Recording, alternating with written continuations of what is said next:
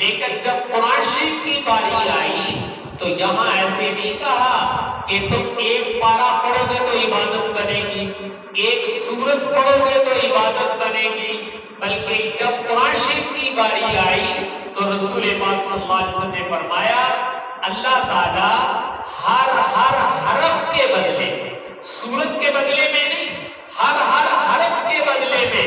عبادت بنا کر اللہ تعالیٰ 10 نیکی عطا فرماتے ہیں۔ پھر آپ نے مثال دے کے نہیں سمجھایا، آپ نے فرمایا تم اپنی زبان سے کہتے ہو الف لام میم، الف لام میم، اب الف ایک حرف ہے، لام ایک حرف ہے اور میم ایک حرف ہے، تو آپ نے الف کہا تو اللہ نے اپنے لام کو اڈی کرنے کی لوڑ نہیں، اس نے الف کہا، الف کا اجر دو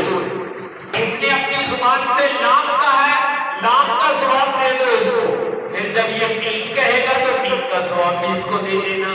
باقی عبادات میں ایسے نہیں، وہاں وہ مقدار پوری کرے تو پھر ثواب ملتا ہے، بیچ میں چھوڑے تو سزا ہو جاتی ہے۔ لیکن قرآن شریف کے بارے میں اللہ تعالیٰ کی طرف سے یہ کہ جیسے جیسے کوئی حرف تمہاری زبان سے نکلتا جائے گا تمہارے نامہ اعمال میں اس کا اجر درج کر دیا